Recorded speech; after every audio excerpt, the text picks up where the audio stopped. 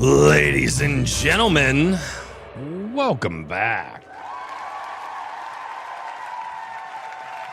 to A Drink with Crazy. What's going on, everybody? Oh my goodness. Wow, it actually worked this week.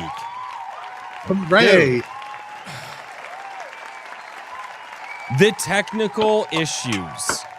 I'm just at a point, I'm done. I'm done. Can I rant at the top of the show, please? Can I just a little bit, just before we get into the majesty that is going to be this conversation? If the Go guests, right ahead. Okay. All right. So I haven't heard a good Royce rant for a while. Let's all right, go. so my wife's computer has been having issues. Okay, this goes into the technical side of it. She just wants to game. She wants to play her Call of Duty. She wants to get chat banned for using the fun F word. You know, the F word we're not allowed to say online, which she absolutely has too. It's so fun. Dude, I thought she was going to be banned on YouTube because she came in and that's how she was like, hey, what's up? You know, fun F words. And I was like, babe, you can't say that. I'm live on YouTube. And she's like, oh my God. Thankfully, YouTube didn't pick that up. Huh? Says that's why Albany's awesome. Oh, dude. So we're dealing with like the tech. Now, the company that we bought our pre-built PCs from, their tech support is super fucking awesome. I love them to death. They're really, really cool. But I also have the knowledge of knowing like what the computer industry is going through with the RAM and the CPU and all the crap that's going on and prices being jacked up and so on and so forth. And so, her CPU is overheating and we've been going through this process and they're like, hey, like instead of sending it to us, like if you can do these things at home, like do these things and try to get it cleared up. I'm like, okay, cool. Okay, cool. We're going to do these things. And so they keep so they're like, so we get, and it's just life is busy. So it's like, okay, I get to the computer stuff when I can get to the computer stuff, which might be a day later. It might be 2 days later. It might be something like, look, I need to wait until the weekend because I need to unplug the computer, take it upstairs and do some stuff, right? They've sent us parts and stuff like that. It's not fixing the issue. Okay, fine. So now we get to a point where they send us a thing and they tell me to do a thing. And I'm like, I did that a month ago. So we send it back to them and they're like, oh, and they're like, well, send us pictures of everything. And they're like, well, and I've already dusted this thing like crazy. So they send us the thing back. They're like, well, you need to clean this out, so on and so forth. And like, they're like, you know, clean all this out and this is going to fix everything. And so I'm like, okay, I've already dusted it. So my wife responds and like, hey, we've done this, so on and so forth. So it really needs to be dusted and really needs to be blown out and cleaned. And they're like, that should fix your issues. And she comes out to the garage. I'm sitting up there doing my favorite hobby, which is drinking beer and smoking cigarettes. And she goes, I'm trying not, and here's the thing, as I've told my wife, I'm like, babe, do not be frustrated with them. Because here's the thing. If it is your CPU, the thing is they have to go through everything that they possibly can before they decide, yes, it is the CPU. Because what they're going to do is if we get to that point, they're going to replace your CPU. But then they have to go to Intel, who is the company that manufactured the CPU, and try to get paid back for the bunk-ass part that Intel sold. So they need to cover all their bases. And I was like, trust me. And right now the industry is in a crap spot. And I explained everything that's going on with the RAM and the CPU. And I was like, so yes, it's kind of a frustrating customer experience on our part, but I understand what these guys are going through. But they're like, oh, fix the dust issues. This is, and they're like, oh, take all these parts out, this, that, and the other thing. And so I tell her like what's going on. I'm like, no, like this, and she's like, send that to me in a text. Like, what should I say to them? So I write out this long text, and I'm like, hey, we will do everything that we can possible, but we are not computer technicians. We're just people trying to make our computer work. I was like, however, based off of the research in the industry, we know that the 14th gen Intel CPUs have problems with overheating due to silicon degradation. This is what's actually leading to a lot of these CPUs crashing. And we can keep doing this to the best of our ability, but all we really, and like, we're not mad at your customer service. In fact, we rave about it because they are super nice. They're super respectful. You're talking to a person. It's not just a bot. So we're like praising them. They're like, we just want this issue fixed. But I straight up got to a point where I was like, okay, I am no longer going to play dumb with customer support. And I'm going to tell them exactly everything that I know. And that is that this chipset in the CPU has a problem with silicon. And they were like, they're like, yeah, based off of what we know, that's probably what's going on here. But if you clean out, if you do the cleaning like we ask you to, and that doesn't work, we'll replace the part. So while that's going on, StreamYard's not streaming to YouTube. My computer's doing updates tonight. Graphics drivers are updating. Shit's just like, it's all over the place. My computer's off. Why is my computer off? It shouldn't be off. My computer is never off, right? I turn my computer off when it needs to update. And it's like, and then Daniel's like, hey, the link you sent broke tonight. And I'm just sitting here, I'm like, just work. I just want you to work. Just a little bit. I just need a little bit of work. I need my computer to work a little bit more than I work to make my computers work. For the love of God, just do the thing. So I'm like, fuck it. We're going to try to go live a few minutes before we're actually supposed to go live, because I like to be punctual. I'm like, no, when I say we're going, I was like, no, I'm going to hit live. And I'm watching over here. I got extra screens pulled up tonight. And I'm like, is it going to go? And it went. And I was just like, like, we'll do it live. Dude. I'll write it out. We'll do it live. Dude. I'm just like, I'm so over tech issues after literally like dealing with stuff for like a month. And again, a part of it's art just because life is crazy. And it's like, I'll get to the computer stuff when I get to it's a fucking insane. Dude. Oh, but we are here. We are live. My wife's computer is sitting up on our kitchen table because, well, we also have been having a lot of thunderstorms too. And so it was like, all right, I got it all cleaned out, not plugging the computer back in during a thunderstorm. Like, even though I've got it on, surge protectors and all. Anyway, ladies and gentlemen, welcome back to A Drink with Crazy. We are talking with an award-winning indie filmmaker tonight. You may know him. Some of you are already aware. And we're also talking with his partner who's helping him write his new movie. You guys might know these guys. It's my former co-host, Mr. Daniel P. Riley, and Jared Christman, who his first movie was absolutely fantastic. We got to watch it live in the Discord with a Discord group for Discord members, which I think was an absolutely fantastic thing. We might have to do that again for your next movie. Yeah. And dude, I am one, very excited for your next film. And two, also, I've not read anything that you've sent me so far. I'm specifically for a reason. Specifically, I got a lot of stuff going on, and so I'm just kind of waiting until it gets closer to the actual like go date, if that makes sense. Yep. You know what I mean? Yeah. But gentlemen, how has life been? I'll let you guys decide who goes first. Yeah. How has life been? Daniel, go ahead, buddy. Busy as usual.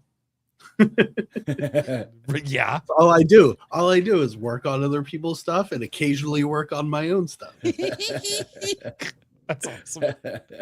We all have our bosses, man. You just chose authors to be your bosses. No, I'm my own boss. I'm just beholden to getting the work done with these people. It's nice. I mean, there's been a lot of wins. Maji Chan's book released. Yeah. You mean this book right here? Heck yes. That book right there. Yeah. It's a good one. Yeah. I've been hearing from clients that the projects are well received, so I'm happy with the results of that stuff. That's awesome. Production of Modern Horrors 3 is going great, and Jared and I are in like revision phase where we're taking a deeper look at the scenes from the completed script to make sure we have everything exactly the way we want it to be and we're capable of pulling it off. Yeah. I think the story is where we want it. Especially after this last week of just fine tuning. I'm actually really excited about the last batch of revisions we made. It was, yeah, like, I mean, Daniel. So we're to the point, we're to the point where Daniel and I went back and forth over like 2 sentences, like for like a week and a half, like just trying to dial it in because it has to land. And like, because I've already been filming with the actor delivering it, like I kind of know how he's playing the character and his, how he's going to deliver the lines. So I have a little bit of insight as I'm writing the line to make it land even better. So keep in mind, this is the character that I designed. Yes. Yeah. Daniel was gracious enough to let me run away with one of his characters. And then it's like Daniel's I've said it before. Daniel is like Mystery Diagnosis. You remember that show? Yeah. Mystery Diagnosis is like, there's something wrong. I just don't know what it is. And he finished it. Yep. But that's awesome. Yeah. It's actually been a really good process for the two of us because he's so stacked up. It's like, we can't really just sit and just like hash things back and forth on a Zoom call every day. Like, so I will write something, then I'll say, hey, check this out. And he either gives me, it's like, oh, that's good. Or it's like, let's talk. And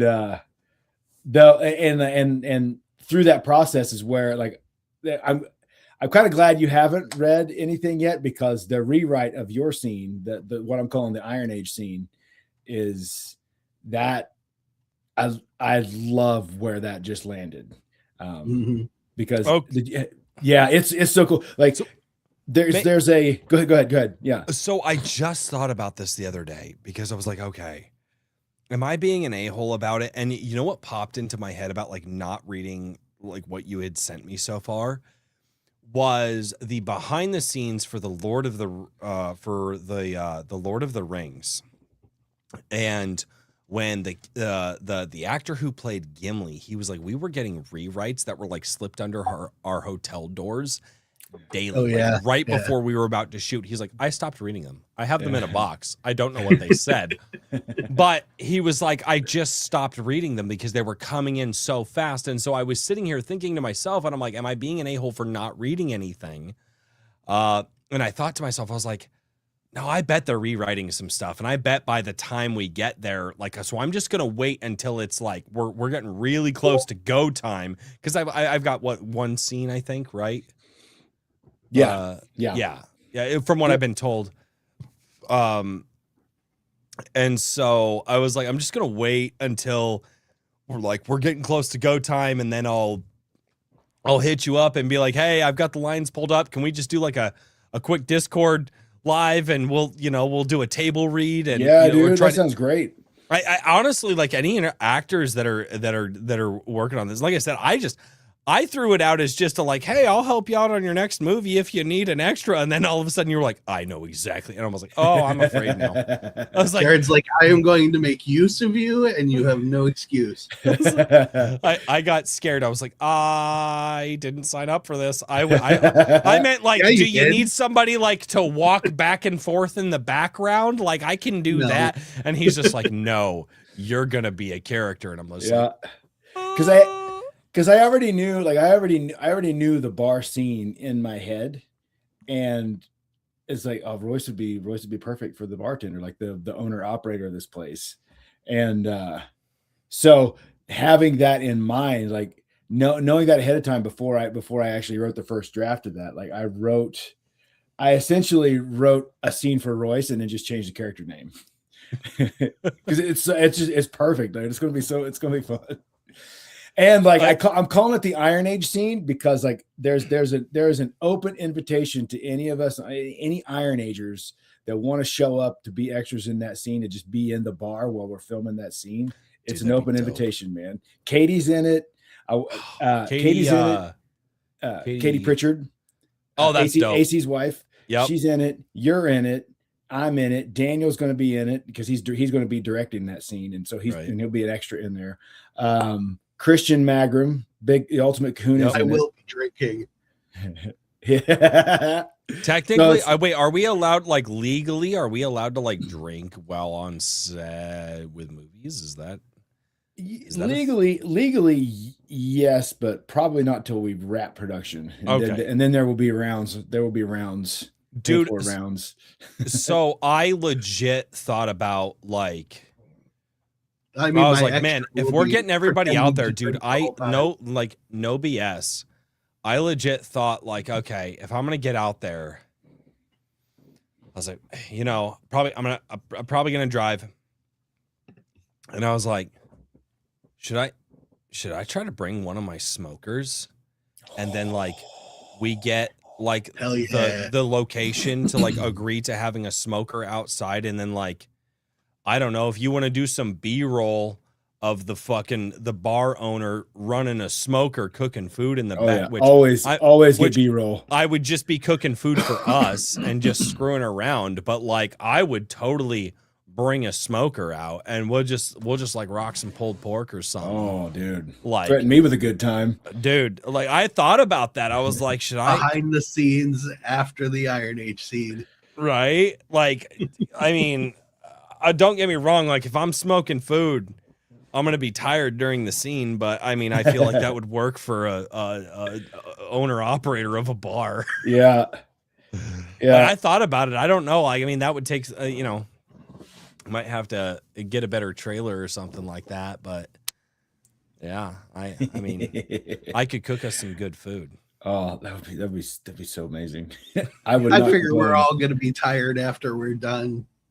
Right? Yeah, because Daniel and I were parsing out the script in terms of scheduling. I was like, because as we're in the process of crowdfunding, I think it's easier for us. Dude, Evelyn, what's up? It allows us to, like, film scenes in the interim where we can film it without incurring a lot of any extra cost. Right. So I'm trying to knock those out while I can. And so we were going through and just going through the script scene by scene. It's like, okay, you definitely need to be here for this. You definitely need to be here for that. I can probably do this one by myself. Definitely got to be here for that. This one's a no-brainer. This one's already done. Like, and just like parsing it out. I was like, and then by the end it was like, oh dear God, we have a busy schedule. When Daniel comes out, it's going to be, it is going to be all like hands on deck. 70% of the film is going to be done in the period that I'm out there helping him physically co-direct it. Yeah. And those are because his acting role is intense, and he's got to have somebody, you know, monitoring everything while he's doing his part.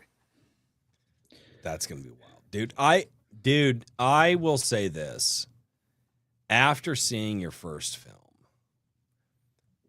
and you got my live reaction to that, because I hadn't seen it up until we watched it in the Discord, which that was super cool.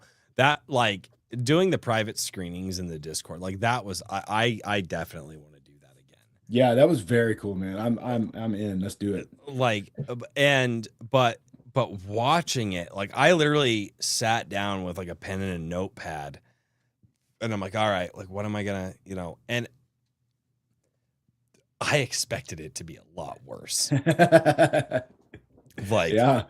my expectations were on the ground, and I think that was probably the appropriate place to set them, because I'd never seen what you'd done before. And Yeah. dude, watching, you know, Missouri Breaks Ballad.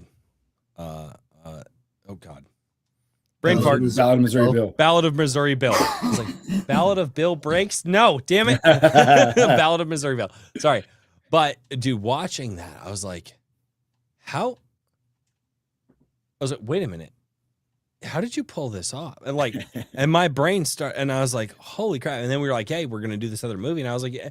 And it was after seeing that, like, I never would have said, hey, you know, I know you're an indie filmmaker.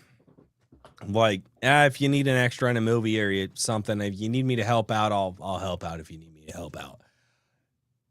I would not have said that had your first film been not good. Yeah. But when I I saw appreciate it. that, I was like, dude, I would just be honored to be a guy sitting at a table just twiddling his thumbs in the background if that's what you wanted. And when you and after seeing your first film, dude, I'm like, man, you just have talent. You knew what shots you wanted to see from the scenes. You took the time to make sure power lines weren't in the background. You took time to get these awesome sweeping drone shots that you had. Like, it was absolutely astounding what you were able to pull off on a low budget. Thanks, man. Thank you. And it's what makes me so excited to see the next film. It's like, okay, I am more excited to see your next film and like the whole thing versus like even just like be in it, because it's like, okay, I'm gonna have one scene and like in my head, because my brain is my brain, I'm like, I'm gonna go out there. Supposedly, I'm going to say some Royce things that he tells me to say, and then I'm just going to hang out with a bunch of people for a while. You get to have all the other stresses, right? Yeah. Like, you get to have all that. And then, dude, oh my gosh. And my wife told my kids about a week ago why I was growing my hair out.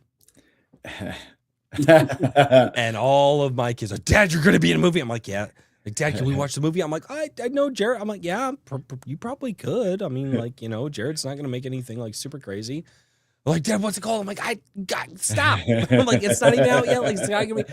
Like, the kids are like, Dad. That's awesome, man. Dad, they're like, Dad, we want to see you in the movie. And I'm like, all right. So, like, when it comes out, you better believe it's going to be on my TV in the living room. Like, the whole family gathered around. My kids, Daddy only had, like, I only got one scene, but they were so excited to hear it, dude, That's awesome, man. That was so, like, and you Cool. gave that. You gave that. Like, that's awesome, man. Thanks, man. Yeah, dude. So I felt when he asked me to help him write. Yeah, right.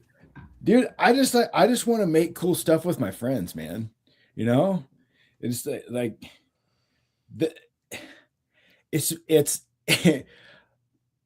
like I never planned to like make movies. Like I just never, that was never a plan of mine to do that. I didn't know that's what I was going to do. And I didn't know how fun it was going to be. And like, after doing it, I was like, oh, this is a blast. This is so much fun. I want to do this again. Like, cause, and the thing is, like, anybody who will see the net, if like I've said, like, Lord willing, we've raised some money and we actually get to finish this film. Anybody sees it, it's not going to be a fun film. Like, it is a dark, it's a heavy film, and it lands rough. Like, it's going to be it's a rough one. And but it's going to be so much. We're having so much fun. Like, so much fun, like, doing it. And it's like, that's what I want to do. It's like, I just want to make cool stuff with my friends.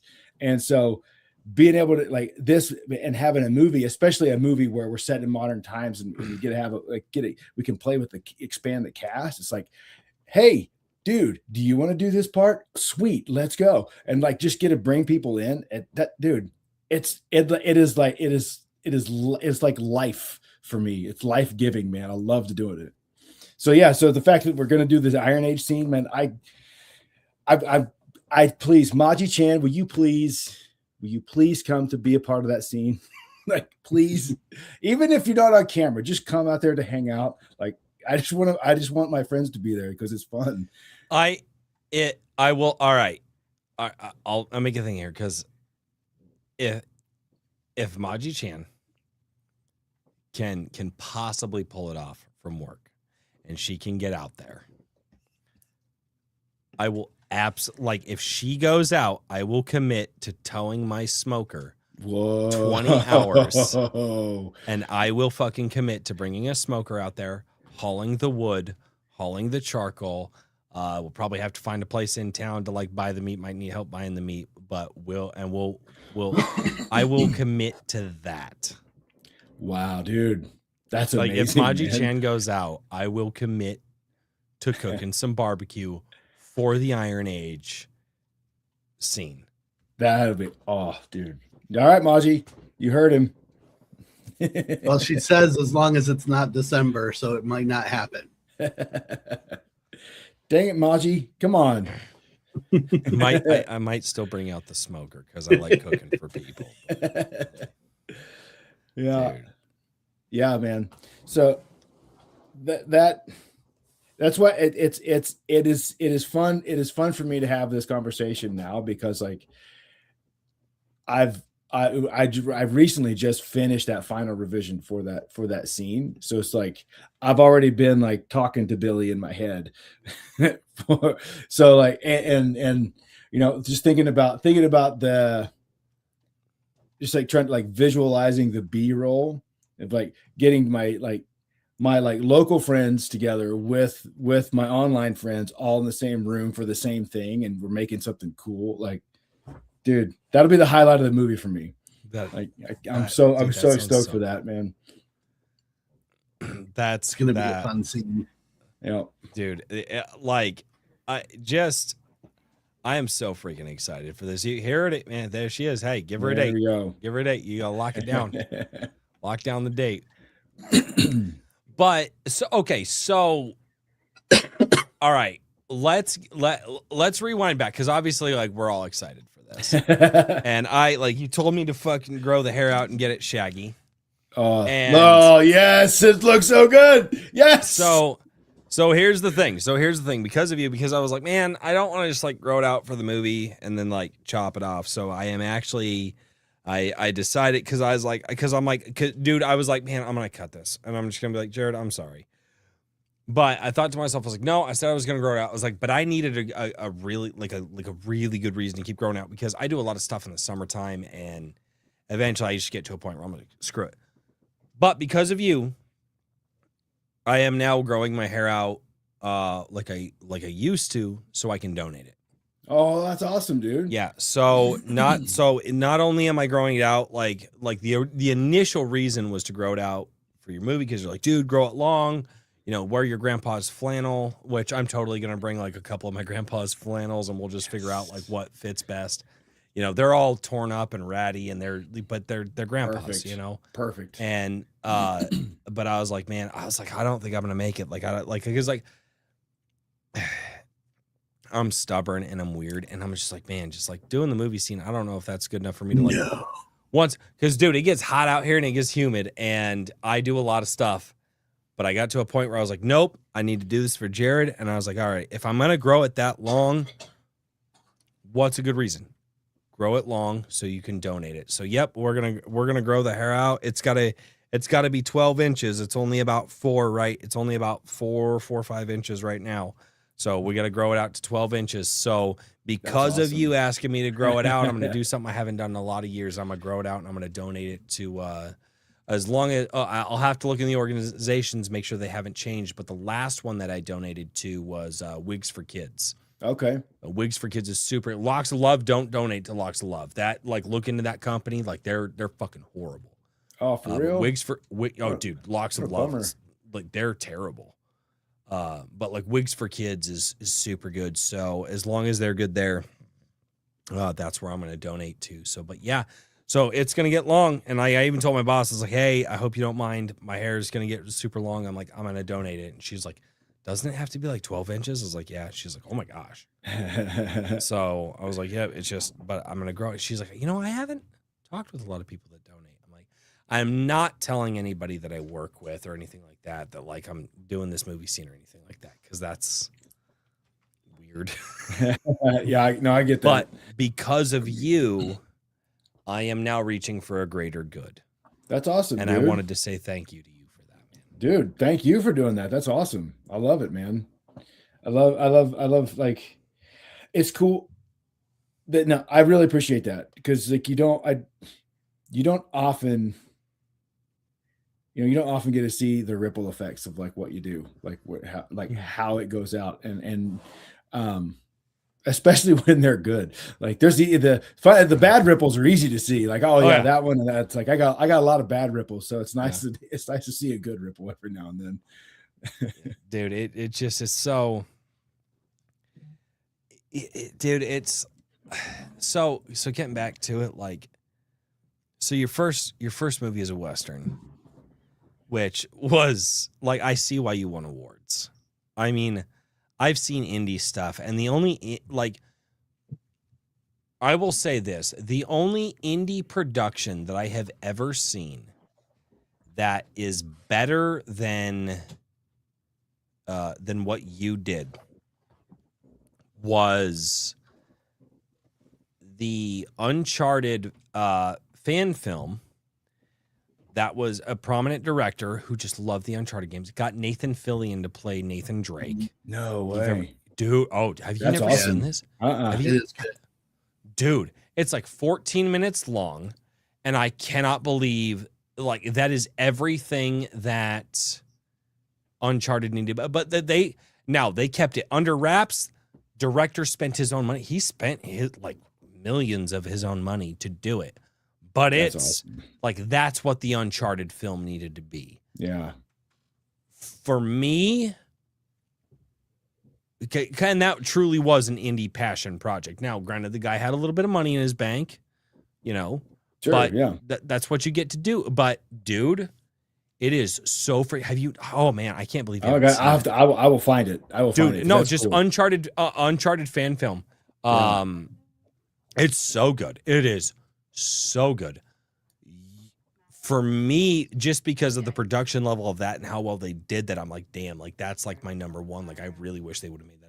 You are the number two, because I've seen a lot of indie stuff over the years, especially on YouTube, and like, dude, but what your first movie made me think, I was like, oh wow, oh, he hits deep. He knows exactly how to hit certain buttons inside of people to make them think and feel and really reflect. And so your first movie is this Western that goes through all of that. What is this next movie that you're doing? What are we talking about? So the next one is it's called Where Even Shadows Fear to Tread. And it's a play on the old adage where even angels fear to tread.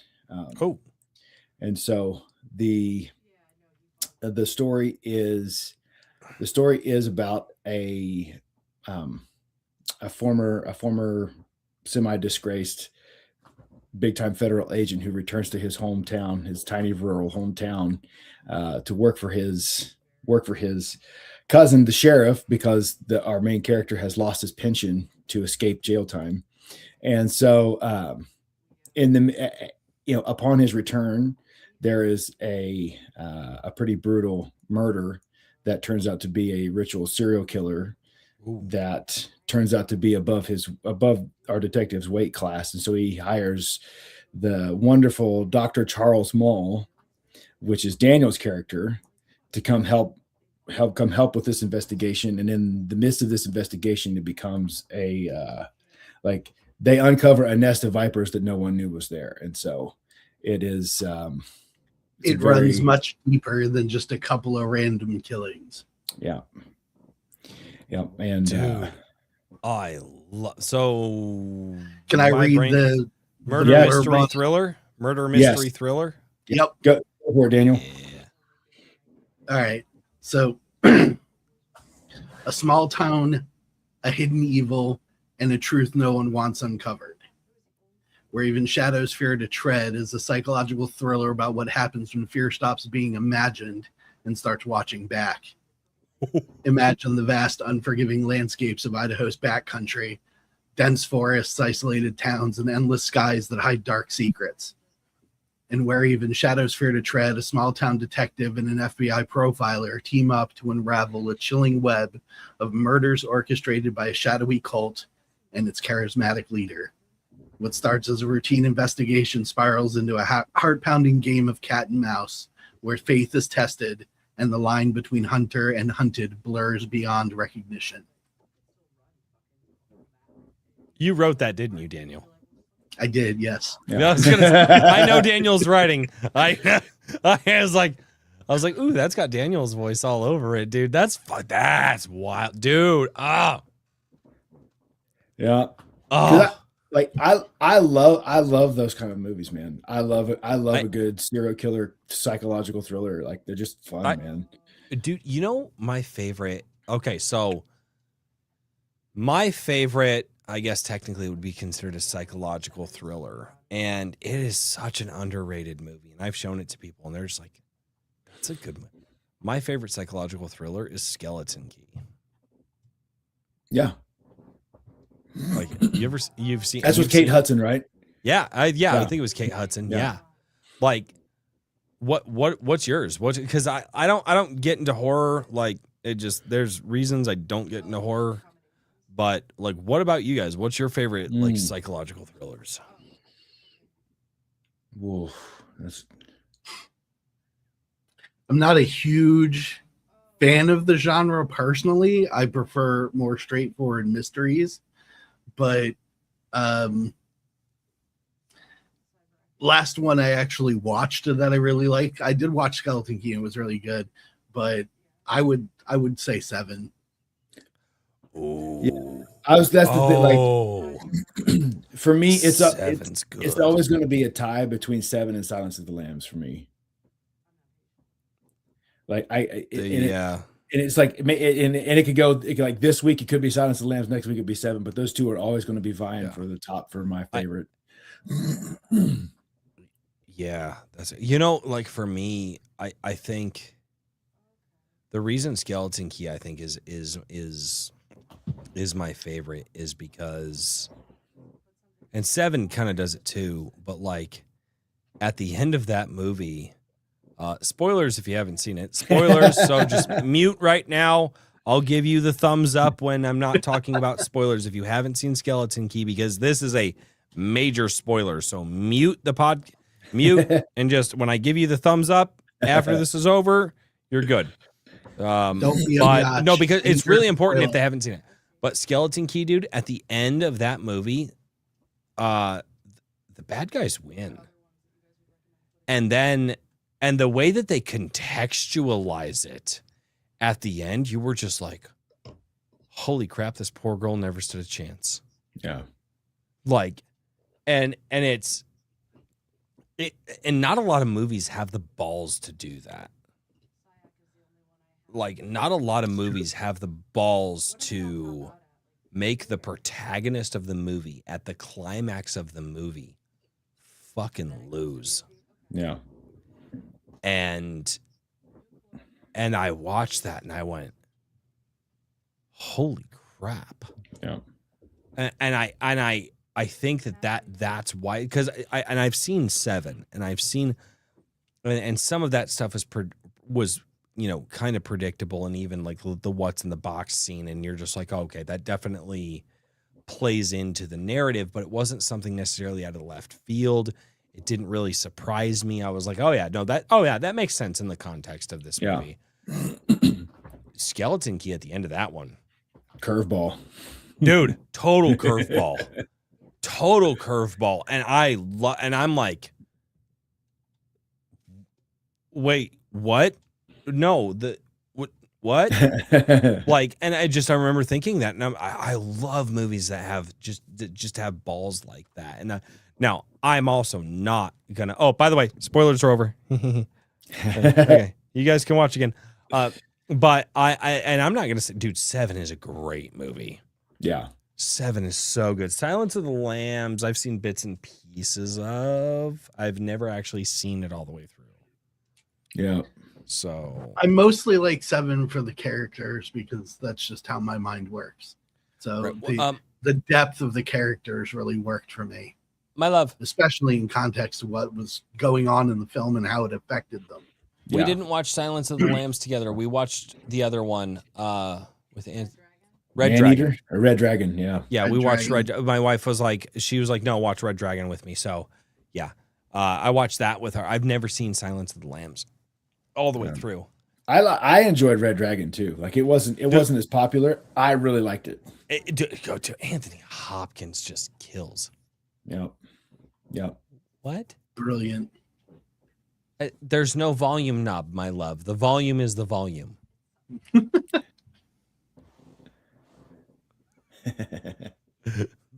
She's like, I need you to just be quiet just a little bit. She's trying to game with her friends. Hi, my wife's friends. But so why go from Western to psychological thriller? Like what? Like for a few reasons. One, like doing a Western, especially like if you're doing a period Western, like if you're doing a modern Western is one thing, but like doing a period Western when you have no money is really hard because we don't think about it until you have to pay attention to what's in your frame. There's just so much modernity to work around. So if you really want to be able to have 360 degrees to work with without any modernity, you've got to go on location. You got to find a really wild spot, which in Idaho is pretty easy to find. It's just not always easy to get to. So that's a big hurdle right there. And then for the period piece, you're especially with no money, like it was so hard to, I was not able to go as period authentic as I wanted to just because of the budget. Like I had to get as close as I could within the budget. And like, dude, I was scouring all over the internet to finding wardrobe. Like I found, this was on eBay and that was on Craigslist. And then I got that from China. And it was like, just like finding all of these pieces to put it together. And so like the wardrobe and then the firearms, like luckily the Colts are easy to come by, even like a good Colt replica. And because the film was in 1880, that allowed me to use the Colt Peacemakers because they were in production of actual replicas of those today's. Yeah. So that helped. But just like all of those little things. And then like, even just the story, the joke of the film, the ongoing joke is the stupid ear tags in the cattle. Like, just the bane of my existence, because we had found a herd of cattle that we were going to shoot at one location, and they only had ear tags in one ear, which was perfect because we could shoot and drive one direction to the end of the property, turn the cameras and shoot on the same kind of cows, but same side of the cows, but shoot and have all the ear tags out of the way. That property didn't work out because those people were dicks. So we went farther south. And don't work with dicks. Jared Crispin, 2026. Exactly. And found this other place that looked even cooler, was easier to work on, except every stinking cow had 2 ear tags. Oh. And they were all of them bright orange. Oh. And so like that was that. So, and the poor bastard that edited all of those out is the only guy that got paid in the entire production. It's like, I will pay you, please, for the love of God. Can you help me get rid of these ear tags? I didn't, because I was like, I didn't see any ear tags in that. And then you said the thing, and I was like,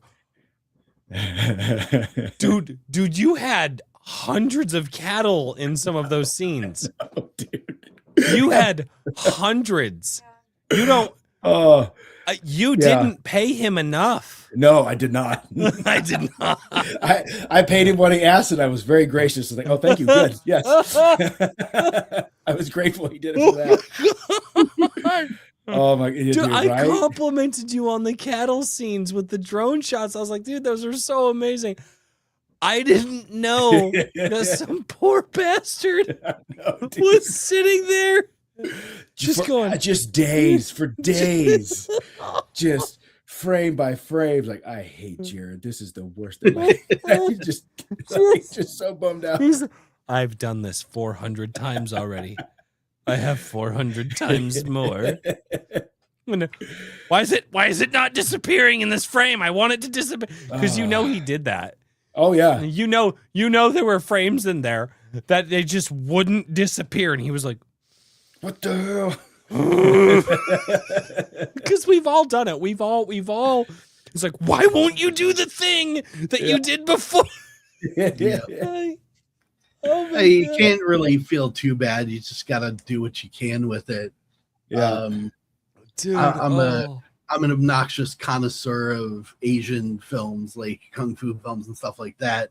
And there's one movie, I don't remember the name off of the top of my head right now. It'll come to me eventually.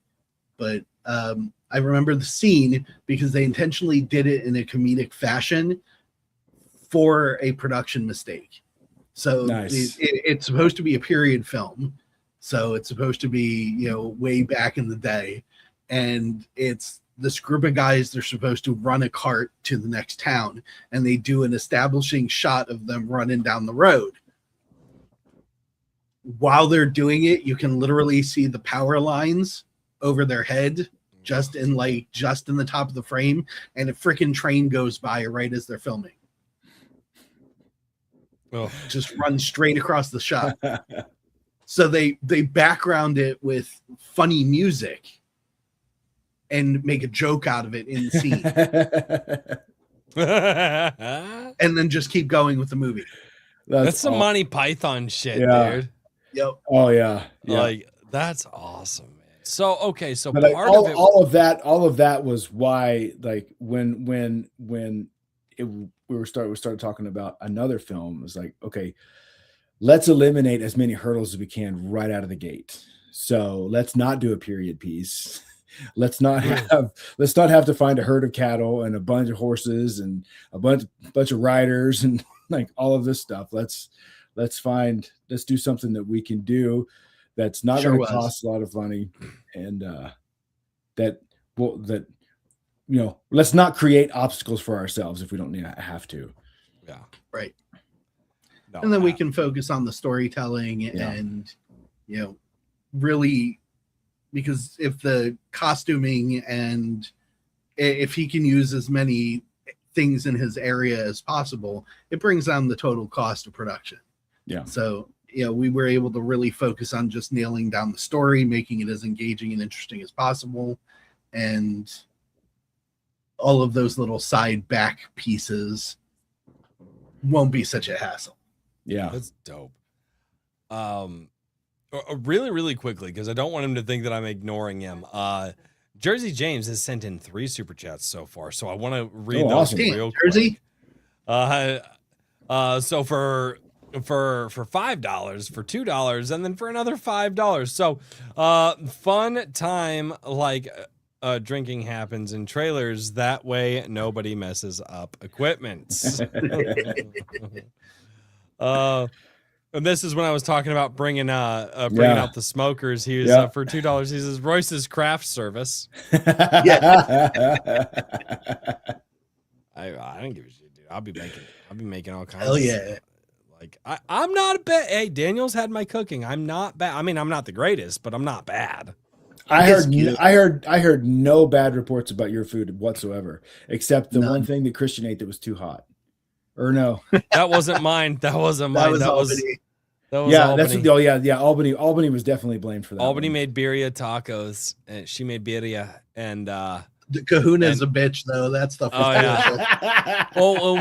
we made bacon wrapped jalapeno poppers too, smoked bacon wrapped jalapeno poppers too, and Kahuna cried like a bitch, like a bitch. Quit being a wussy. Oh, dude, it was so funny.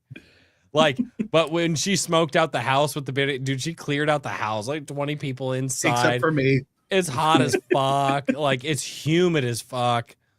Everybody's inside in the nice air-conditioned house, and then my wife decides to do birria tacos and smoked out the fucking kitchen. People's eyes were watering. Now, Albany and I are used to, dude, people's faces were red, their eyes were watering. There was like, that was really bad. And I was like, no, it's about normal, man. Wasn't that and then where there's me shirtless going, it Kahuna? smells so good.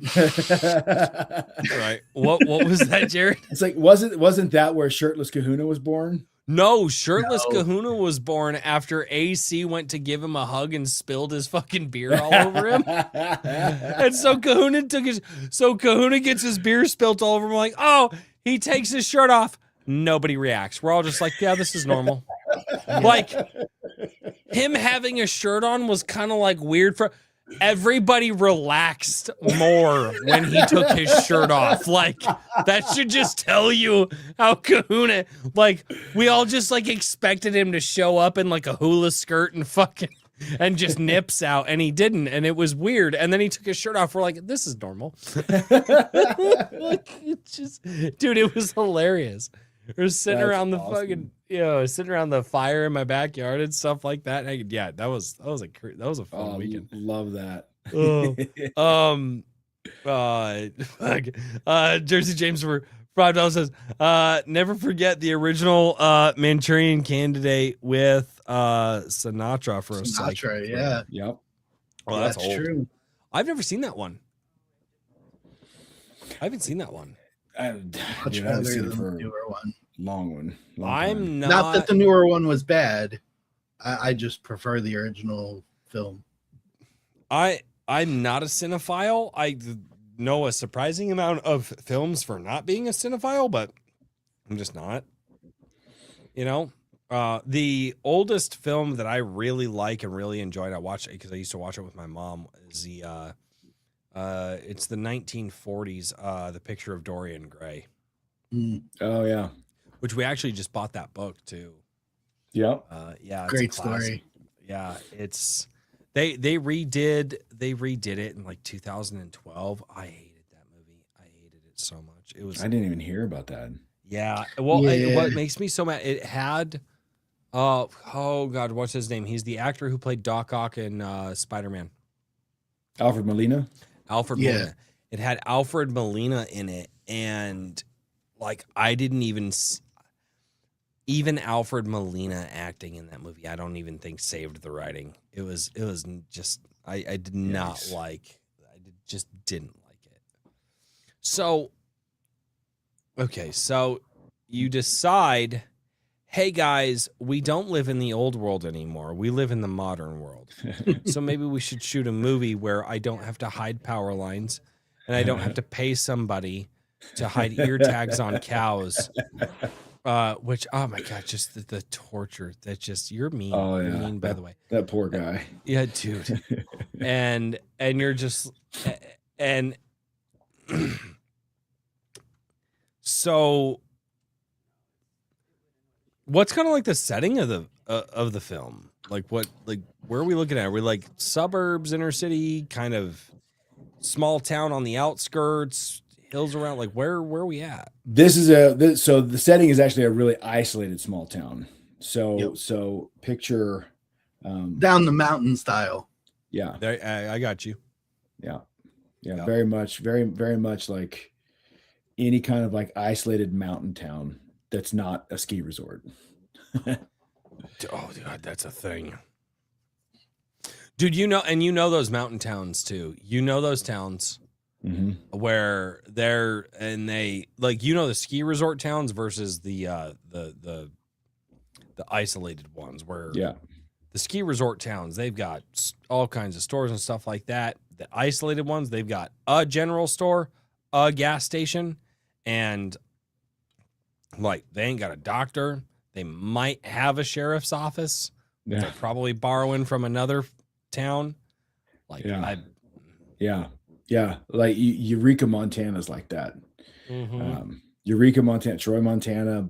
Like where we will film a lot of this stuff is here where I live in Bonners Ferry. It's a little bigger. It's a little bigger where because there's still luckily there's still a fair amount of industry in terms of the timber and lumber industry here. And so we've got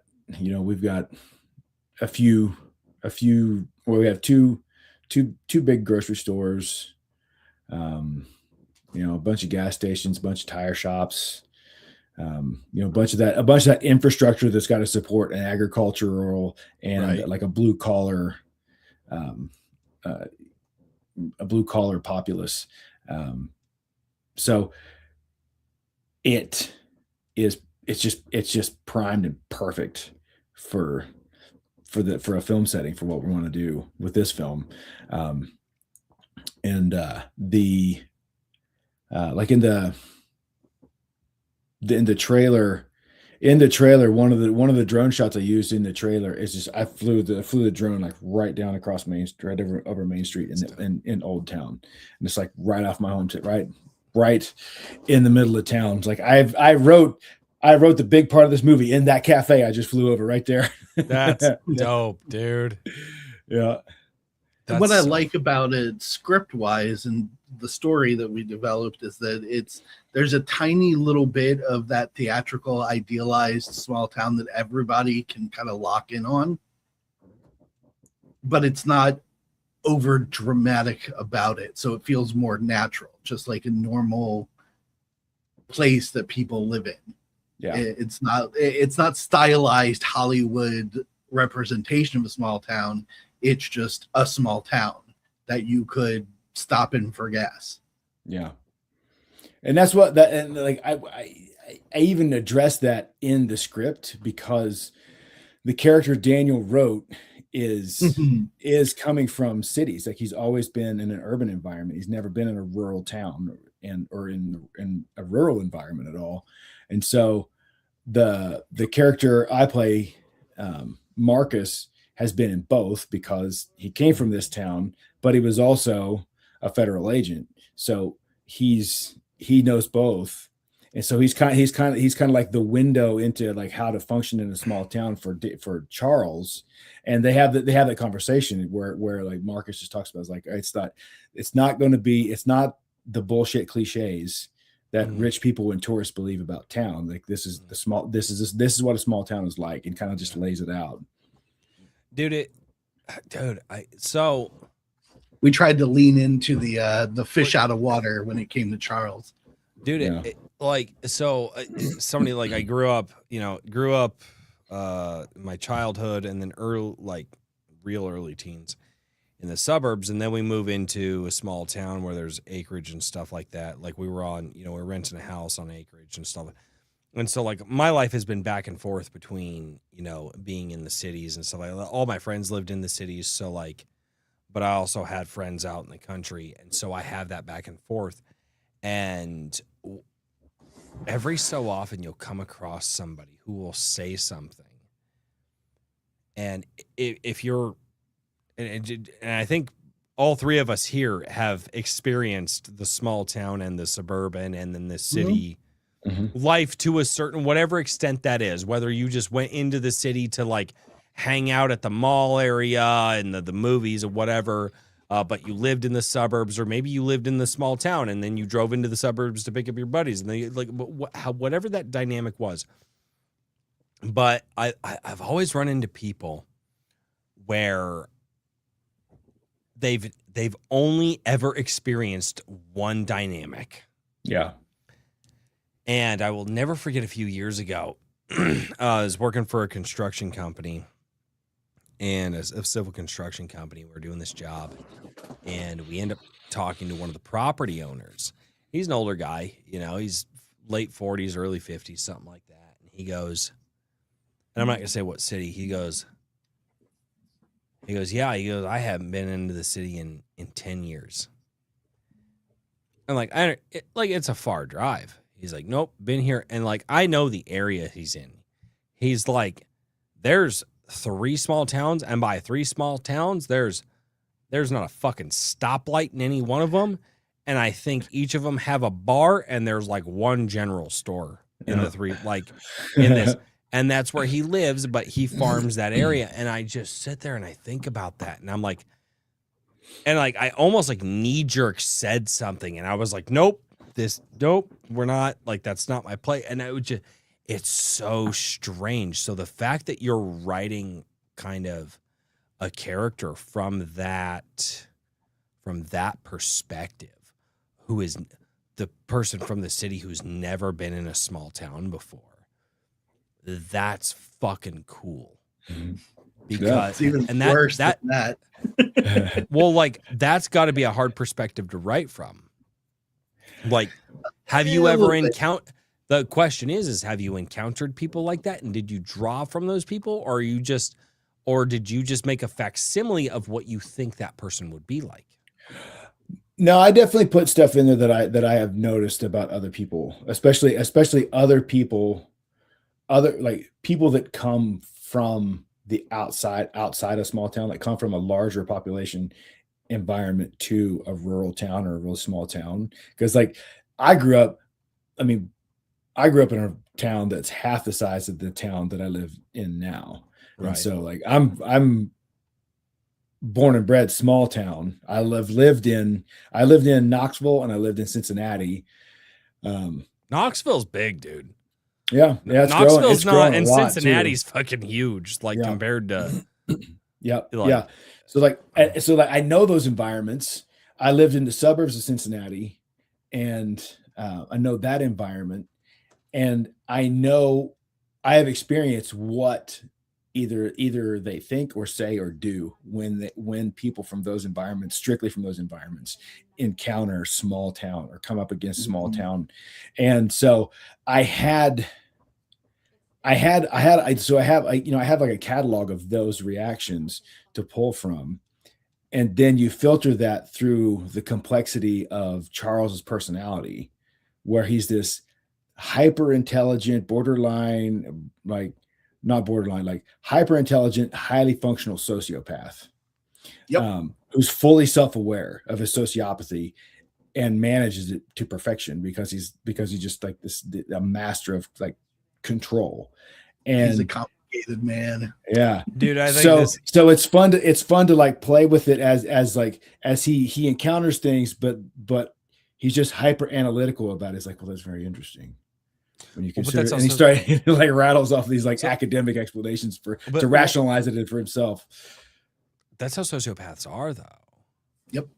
Like, okay, funny enough, I don't even remember what the conversation was, but my wife and I were having a conversation, I don't know, a year ago or something like that. And she goes, she's like, if your parents were like abusive, don't get me wrong, like I got my ass whooped when I was a kid, but There's a most of the difference. time it was fair. There was a couple of unfair ones in there, but but like if my parents were actually abusive, my wife was like, you would have been a sociopath. And I'm like, why? And she's like, just the way that you are, how you think, how you say things, the way that you just navigate situations. She's like, you would have been a sociopath, like hands down. She's like, but your parents just like weren't that far.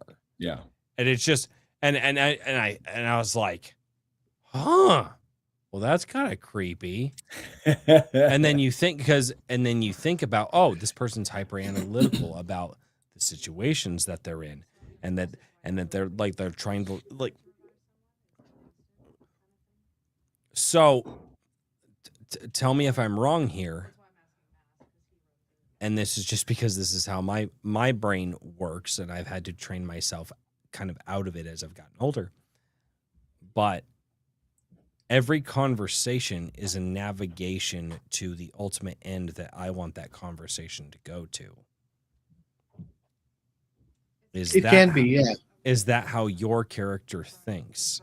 Like they have to analyze what they're saying, what the possible responses are going to be, in order to get the people to get to the conclusion they want them to get to.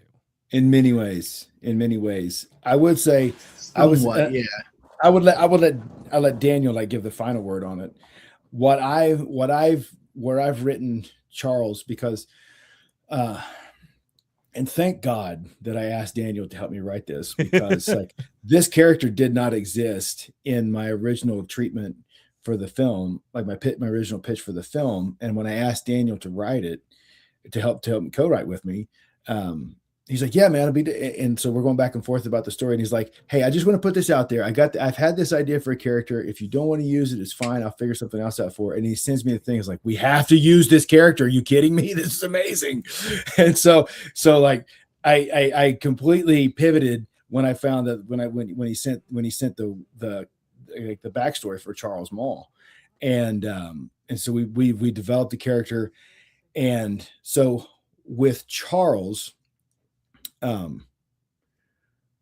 because he's put so much time and effort into turning what would otherwise be these very dark elements of his personality. He's devoted his life into turning that into a tool that he can use for good. Yes. And so he's the perfect foil for Marcus, who's coming into this story Oh, you just said it. You got a Batman Joker thing going on. Okay, I'm down. But he's like kind of. But so the thing is, like, with the thing with It's a stereotypical storytelling thing. So, Jared, do me a favor. Please explain this to the audience. I am so sorry. I gotta go drain the main vein real quick. keep explaining, dude. I'm fucking like, just keep going with the audience. Talk with them. I'll be right back. That's hilarious. It's just you and me on his stream. Yeah,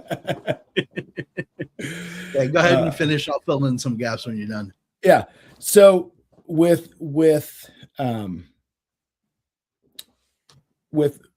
Marcus, like, Charles is the foil for Marcus because Marcus is coming into this story from a fairly just kind of burnt out, jaded place, who and is like, especially because of some trauma that he experienced in his time as a federal agent. Like, he's really questioning his faith. And because Charles has a better understanding of the true gravity of the case they're working together, Charles is constantly trying to get Marcus to lift up his eyes to the bigger picture, to see, it's like, to see what's really going on. And he's very direct but very tactful about how he does that. And so in a sense he does a lot of times steer Marcus toward the conclusion that he needs Marcus to get to, but it's out of a need for Marcus to get on his level so they can be more effective in the investigation. And and in the process he develops a very a close friendship with Marcus, which is cool. That was I didn't see that coming when we were writing it. Did you? I was hoping that was the direction you were going to go, and that's why I didn't have a ton of advice as far as rewriting the crux of the film, because that's exactly where you went. When you explained Marcus to me, what I saw was a character who spent much of his life in a state of order, who is now thrown into chaos. Yes. And I had this character concept in my head that was born of chaos and strove for order. Yes. So that's why I pitched the character to you. It was like, he's the exact opposite of what Marcus is going through currently. Yeah. And if we can pull this off, those two characters are going to become something highly capable once they get used to each other and can rely on each other and build that rapport that a situation like this would do. Essentially like buddy copping it, but with a much more serious tone. For sure. Yeah. And like it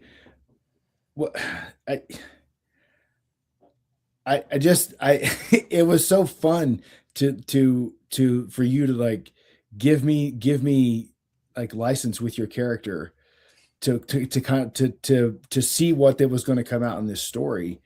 Mm-hmm. And like them, what I found is like, what I found writing is like their strengths are complementary.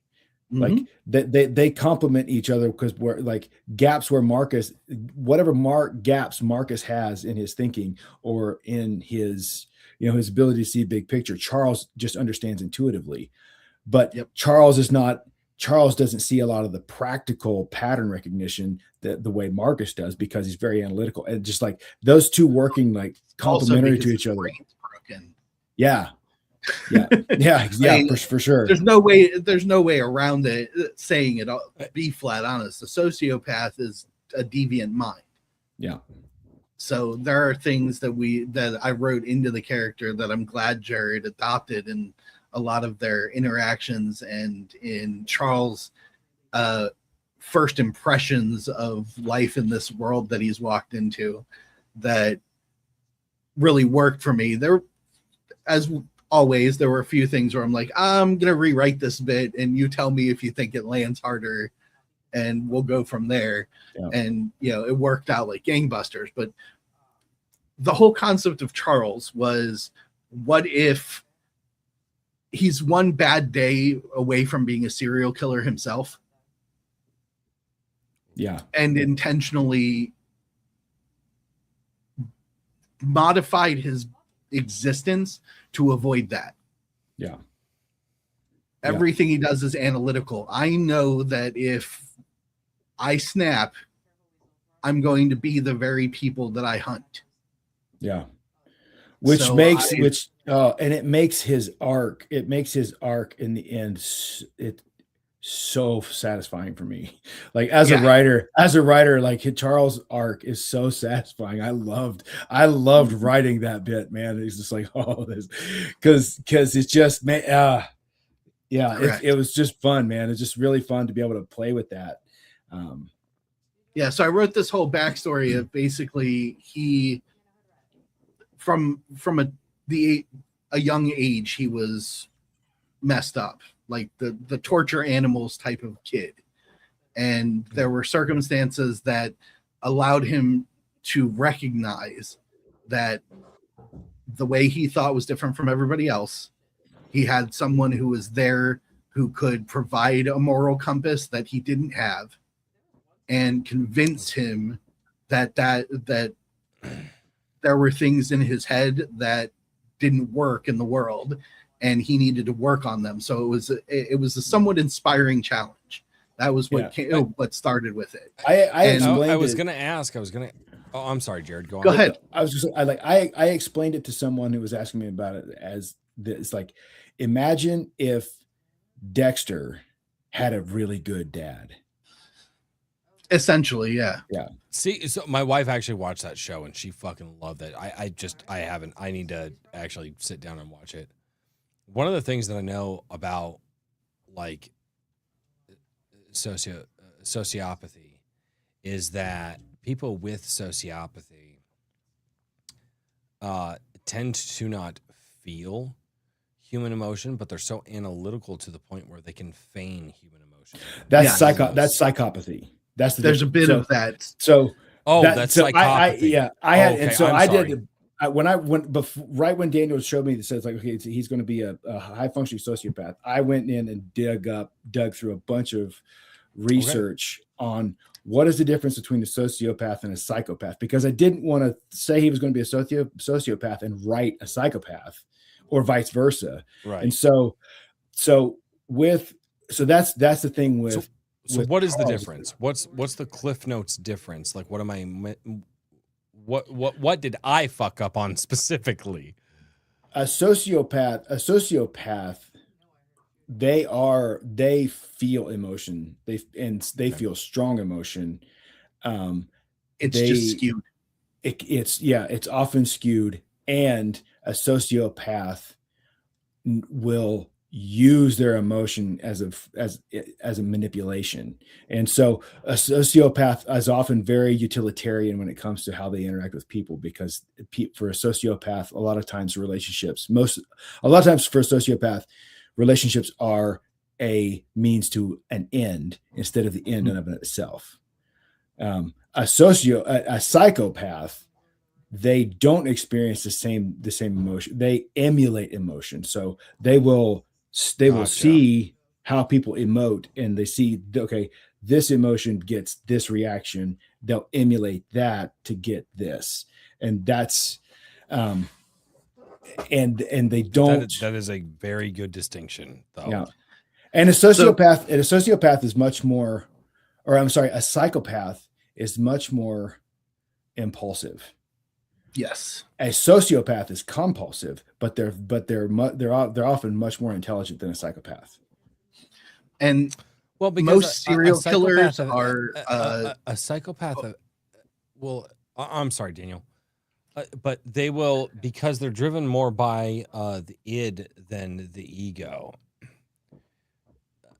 And so eventually the id, because that's what If you from believe what in I'm that particular style of psychology, yes. if you believe in that particular style of psychology, yes, like the lower functioning carnal bestial version versus the higher functioning side of a higher thinking consciousness and all that stuff. If you believe in that type of psychology, but that is effectively kind of how you can kind of separate the two. But I mean, not to say that it's a solid version of psychology, because I actually have studied psychology. I actually took psychology classes because I was very interested in it. Mhm. And it is a lot of it's up in the air, but a lot of it gets, it gets close enough for government work. You know what I mean? Like, looks Yeah. good from my house type situation. That's a lot of psychology, you know? But man, okay, now I'm more excited for your movie. All right. So let's clarify, because It's tricky I because hesitate- there's a little bit Are of we- overlap. Chat, Well, are we I getting hesitate too to- into the weeds? Chat, are we A getting little too bit. in the weeds? Are you? I hate Chat. to say it, to be negative to my my co-writer, but you got your wires crossed a little bit. Sociopaths tend to be Dude, more erratic. that's the normal, dude. It's fine. Sir, Yeah, it's okay. this is the Um, filmmaker. He hired you, Daniel. I okay? know. Show respect. So He is an psychopaths award-winning filmmaker. How dare you? Thank you. This is why I hired him though, because I need him. So psychopaths Like, I need him tend to be tell me more I'm cold wrong and sometimes. It's psychopaths that are more cold and calculating. They're detached. The rules don't apply to them. Oh god. Sociopaths see the world in skewed versions of moral relativity. So they tend to be more impulsive. And that's why when I put it that he's one bad day away from being a serial killer, it's because a lot of the time, most serial killers are sociopaths with psychopathic tendencies. So There's the distinction Yeah. between the two. I'm sorry. I can't. It's been Go ahead. living in my head for the last 30 seconds. So Jared, what daddy issues did you have that made you hire Daniel as a writer to correct you? I'm sorry. Tell me about your mother. You're just like, no, I hired him to tell me that I was wrong, and I'm just like, Yeah.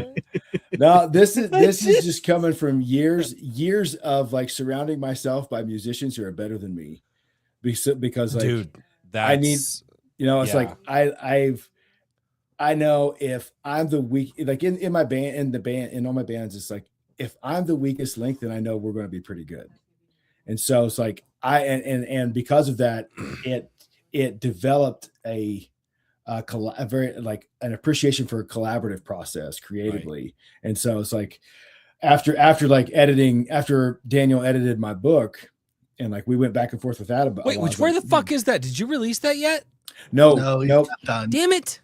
Okay. I At least know. I'm not behind the 8 ball on that, because I thought I missed it. Nope. I keep it's messing in my with computer. him. The world needs a doorstopper.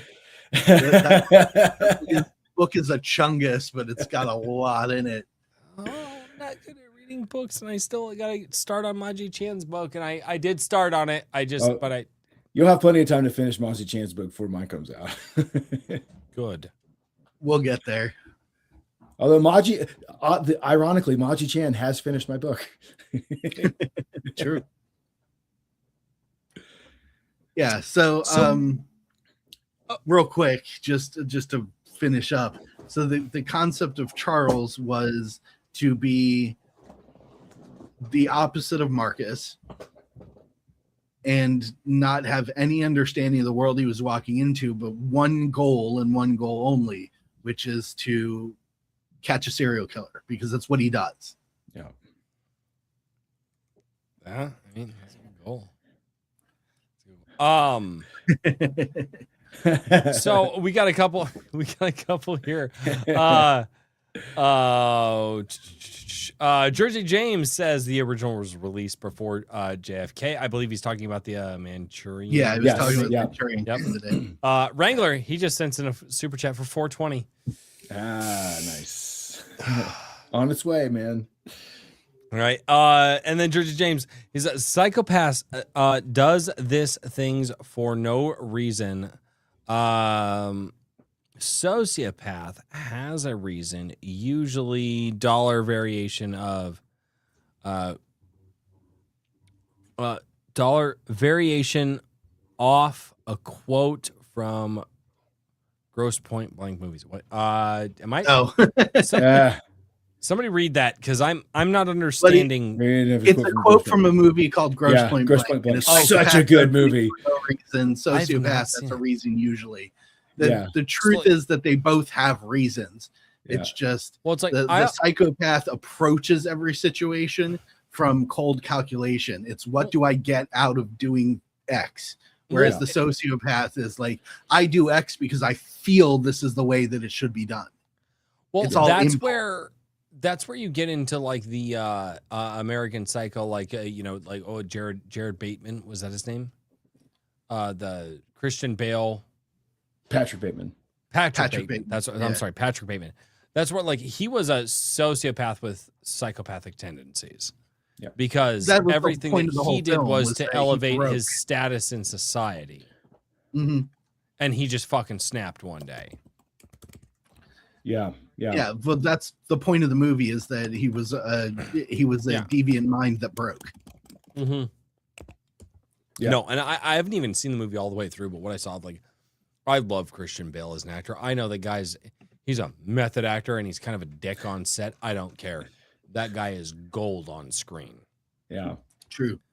So, And that was a little bit of what I was going for with Charles, was that he, from an early age, he was shown that he had a deviant way of thinking.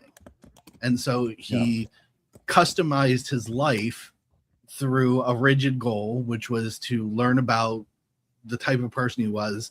And that eventually led to an even more rigid goal, which is to capture people that are like him.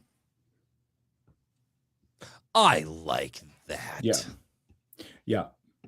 Well, it's like, but dude, go ahead. it takes one to know one.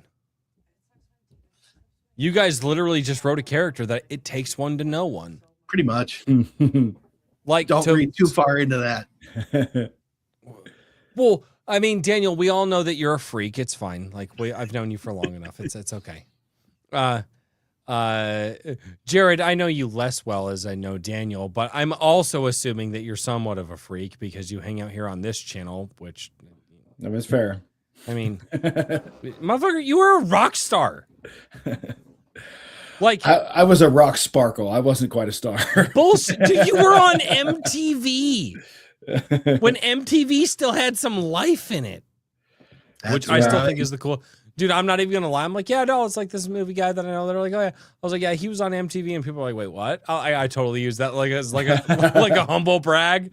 I'm just like, yeah, no, it's like, no, he's super cool. Like, so, Yeah, that was a wild moment for me, because you guys talked, and then he contacted me way back in the beginning, and he's like, yeah, I need an editor for my book, you're up for it. And I'm like, yeah, sure. I take the manuscript, start working on it. A couple of chapters into it before my brain goes, yeah, you know that name. And I'm like, wait a minute. Google. I was right. I do know that name. Holy crap. That's, keep in mind, that's dude, funny like- though, dude. It still cracks me up that you knew who I was, man. That's so funny. I used to rock out to the music, man. And I saw you on MTV. That's awesome. dude, like, I don't think you understand. Like, it's fucking cool talking with you, dude. Like, I don't think you understand. Like, I'd heard your stuff back in the day, like a long time ago, like a couple of times. And well, I'm not gonna say I was a fan. I'm not gonna say I rocked out to you, but I heard you. Yeah. And I knew, and then when all of a sudden I was like, You're like, yeah, I was on. I was like, oh, okay. And I looked up one of the music videos. I was like, I heard that back in the day. I watched that on MTV. That's cool, Huh? man. That's cool. It's to me, it's just like, yeah, I'm just an idiot trying to make cool stuff. That's My wife was like, who do you have on? Like, what the fuck's going on? Like, look up the band. What was the band? Corpus Christi. Corpus Christi. Yep. Yeah, she's like, oh yeah, I know who that is. Yeah. So, well, yeah, she's like, yeah, of course I know who he is. I'm like, what the fuck are you talking? Hi, Albany. He goes, hi, Albany. All right, so let's get ready to close this out because I'm gonna be honest. I want to have a private conversation with these boys in the background. Oh, let's do it. Yes. Because I want to talk with these guys because it will be fun. And Always, man. Always. also, I need to learn some things. But guys, dude, it's been so fun, like live streaming with you, and I'm excited, and I also want to kind of get some stuff of like, okay, is it actually logistical for me to haul a smoker out there and stuff like that? Is it? Oh, I'm going to talk about some of that, and then I also want to say some stupid stuff backstage because I feel like saying stupid stuff. But guys, where can we find you? What do you do? Whichever one goes first, I don't care. You guys pick. It's up to you. Go ahead, Daniel. Oh, I have to shell now. Okay. Yeah. Yes. All right. So, things that are coming soon. Kevin, my artist, and I are almost finished with the illustrations for Tales of Halcyon Reforged. So by the end of the summer, I'll have that all firmed up and ready to publish. And then a couple of months later, in Halloween, Modern Horrors 3 comes out, which is my my retellings of classic monster tropes. This third book, guaranteed to piss off the feminists, is titled "How to Build a Better Girlfriend," and shit. I described it. There was a post on X that said, "Describe your book in 4 words," and my response to that was, "Nerd builds tarred waifu." The art was so good too. What the fuck is? Yeah, is it still? Yep, that's it.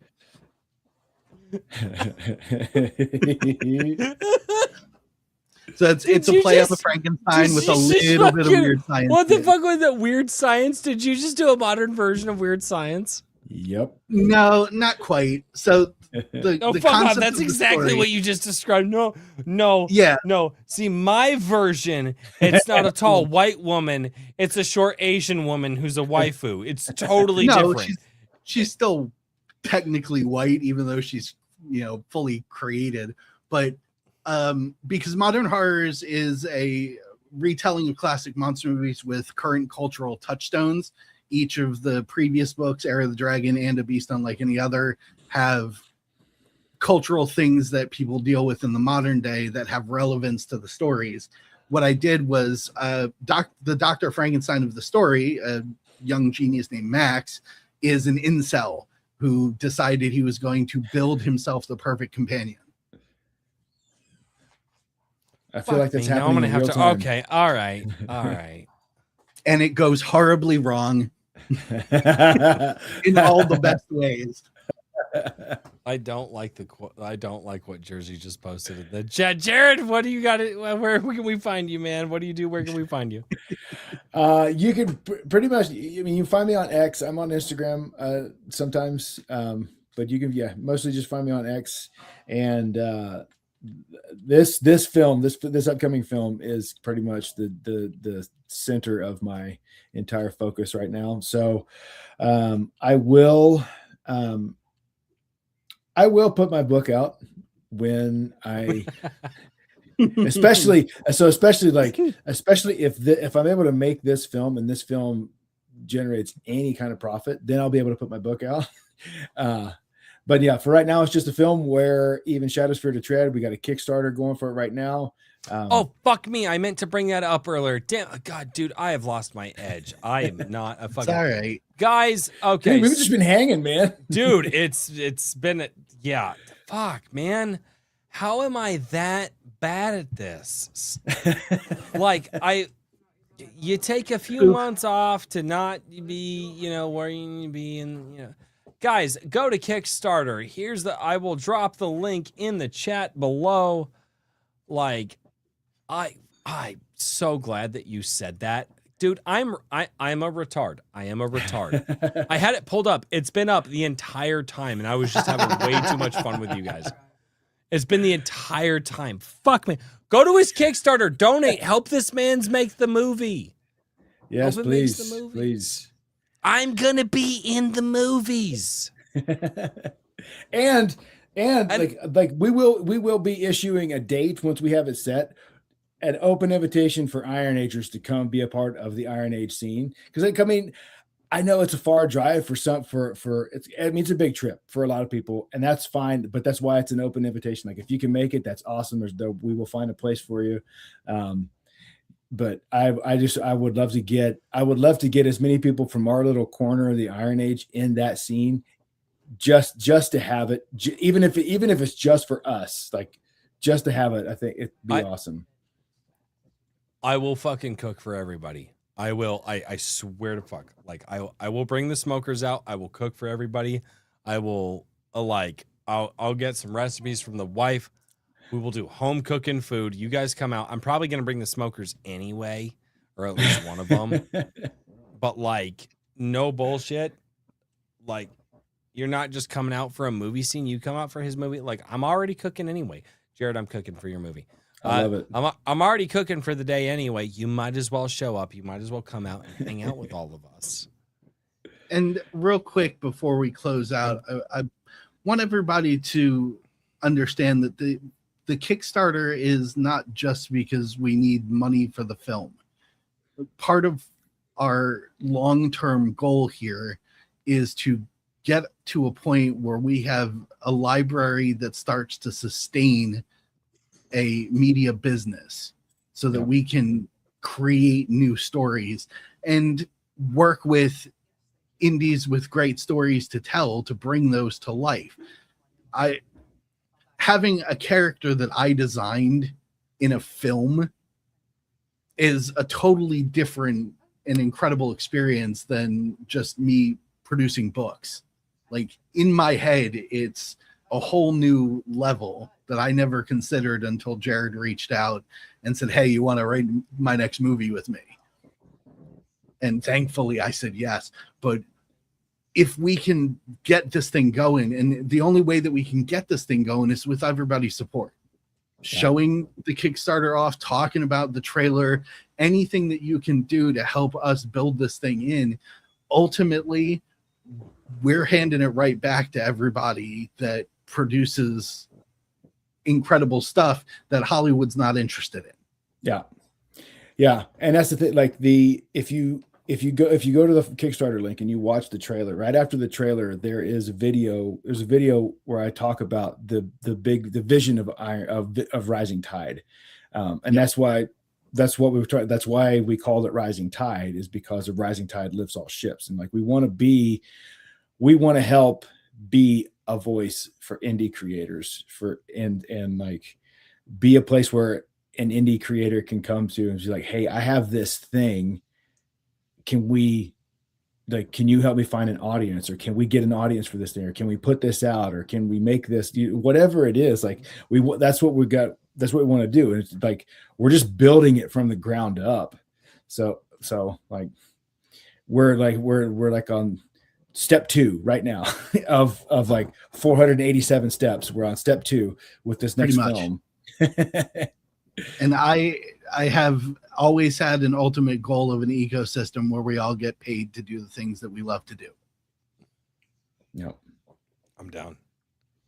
With that being said, ladies and gentlemen, I'm going to go talk with my friends backstage. And I'm going to say thank you to all of my friends in the chat below for joining this live stream. Yes. Hail the chat. Hail the chats. Oh, man. I can't believe I didn't share the Kickstarter until dude, like, I've done this before. It's not my first time, but it's been a long time. I didn't even think about it until just then when you asked. Dude. So it's okay. It's had your the, thing. How did you I not know, think about it? I know. I had the Bitly links ready. I was just waiting for somebody to say something. Well, you should've should have. I You should have just said been hitting something it, like sooner. every 15 minutes. We yeah. did the whole show. You gotta shout out the stuff at the beginning of the show. Hail Bro, to the show felt thank you. like 10 minutes. It really did. It really did. Dude, It was so it fast. did not feel. I like look over at the time and I was like, whoa. Oh man. Oh, good times had by all. Yeah, man. Running the snow, and yes, I am looking at your book. Just so you know. Oh. Goodness, man. Dude, this is gonna be a good time. This is gonna be a good time. I hope it's gonna be a good time. Oh, But ah. I'm sorry. Ladies and I had to be quiet while the Spanish guitar in your bumper was playing. It's so, it Right. gets me every time. Dude, dude. it's so good, dude. I love this bumper music, dude. It's so good. Ladies and gentlemen, thank you so much. And as always, until next time, cheers, everybody. good night, everybody. Later, everybody.